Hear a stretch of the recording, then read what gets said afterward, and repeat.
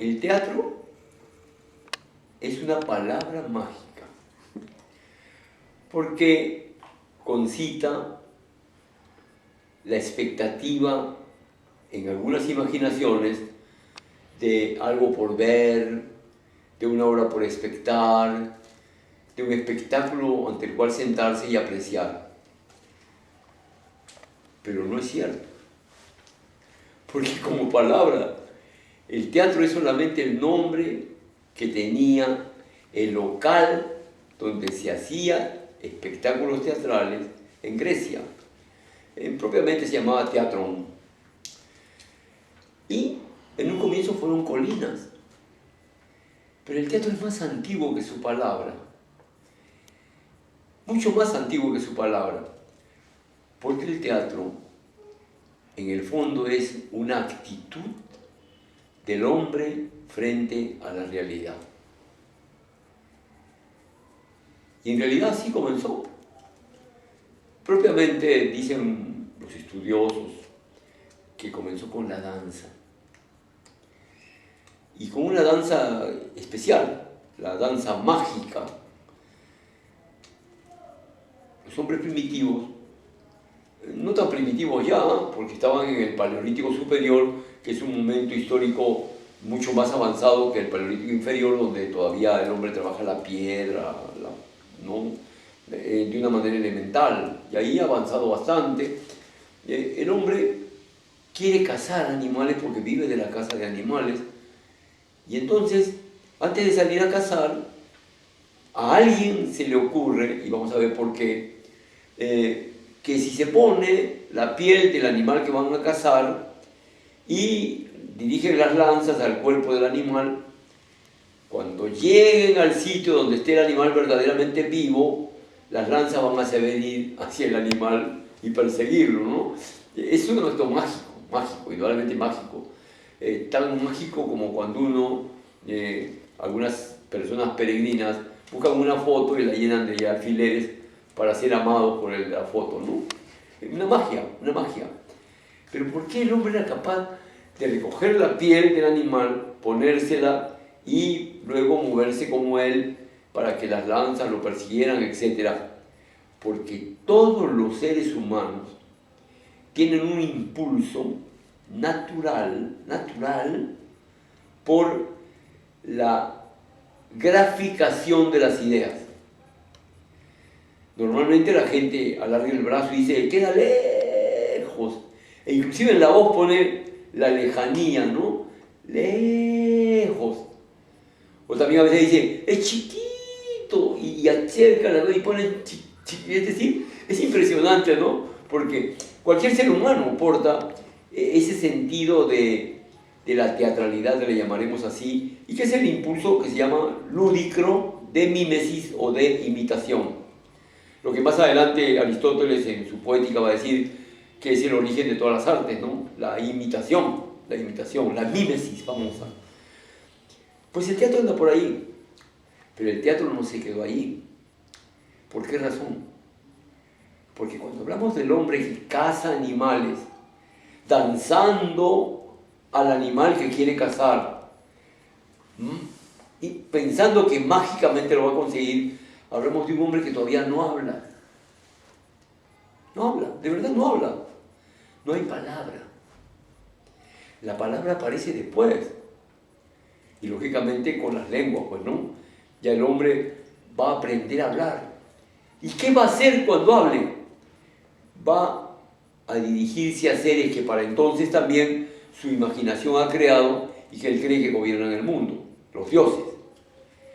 Y las primeras palabras son para contar las historias de los dioses o para hacer oraciones a los dioses. Y el teatro adquiere la palabra y un nivel de esa palabra que es el coro, el teatro coral. El teatro coral es muy antiguo. Mucha gente, por ejemplo, a veces dice, ¿dónde se originó el teatro? Y responde, en Grecia. Dios. Esa es una cosa que los occidentales han creado porque ellos siempre quieren ser los inventores de todo.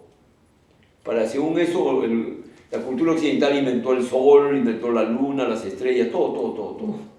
La cultura occidental es Dios. Pues nunca Grecia fue origen del teatro.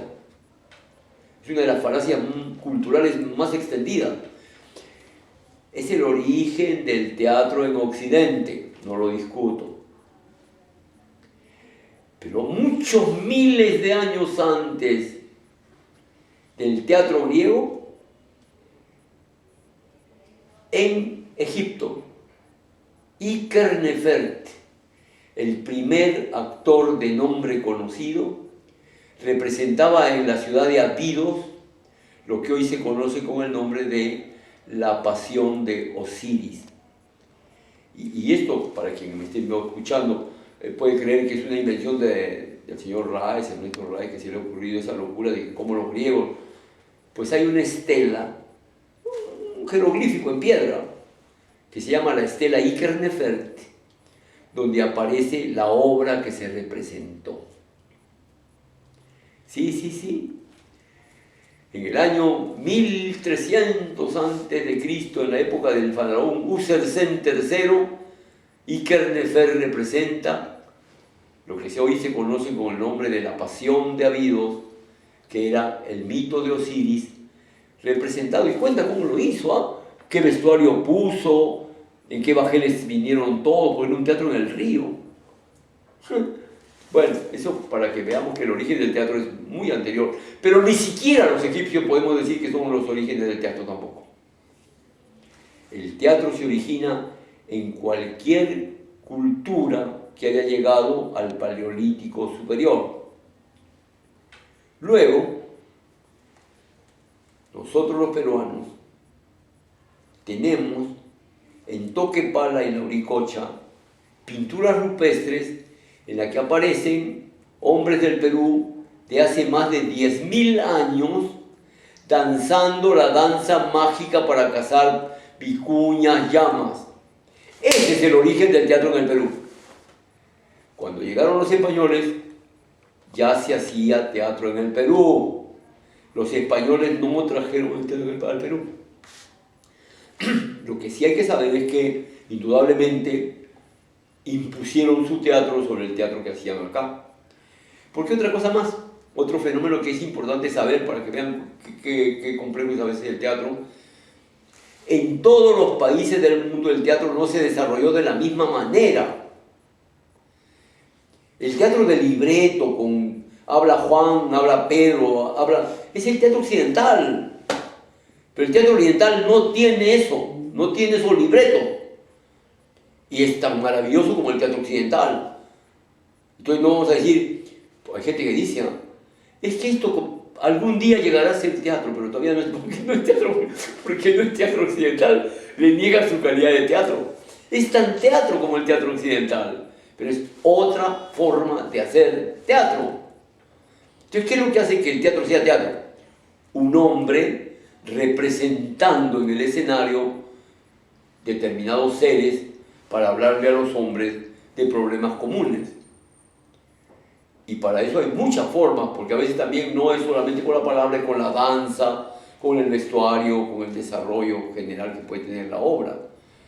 ¿Quién puede negar que un kabuki, o quién puede negar que un no, o la ópera china no son teatro? ¿Quién puede negar que la danza, don cierto, de la diablada no es teatro? Ahí van a saltar muchos, no, porque eso sí es folclore, no, eso no puede ser teatro. ¿Por qué no? Por el prejuicio mental que tienen de que creen que teatro solo es el del libreto. Hay muchas formas de hacer teatro, eso es lo que quiero decir. Y tenemos que entenderlo así, si no, no vamos a entender tampoco el teatro. Sobre todo en una época como la de hoy, en que ya hablamos del teatro intercultural. Es decir, no el teatro privilegiado por una determinada cultura, sino el teatro que a nivel mundial se aprecia en sus múltiples variedades. Entonces, no quisiera quedarme corto en esta primera parte en que comenzamos a entrar al teatro. Ya por lo pronto ya eliminamos los prejuicios de creer que los occidentales son los únicos que han hecho teatro, o que el teatro por el que pagamos una entrada es el único teatro que se puede ver. es otra manera de enfocar el teatro, como se dan ustedes cuenta.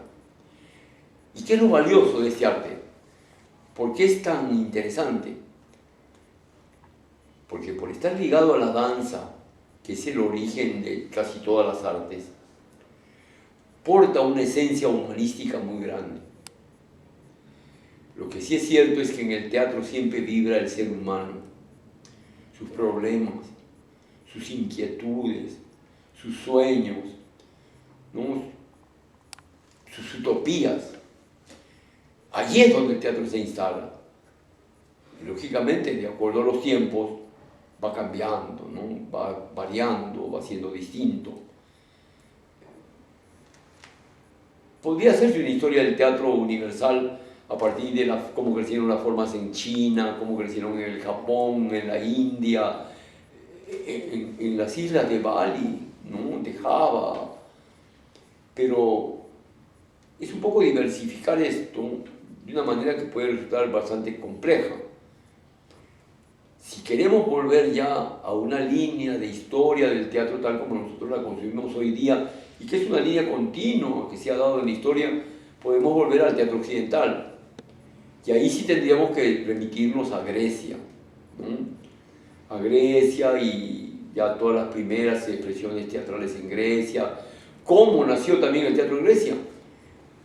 Para poner un ejemplo final de esta primera conversación acá con Charito, le llamamos así, conversando con Charito, ¿no? Porque después la van a conocer, es una persona maravillosa. Esto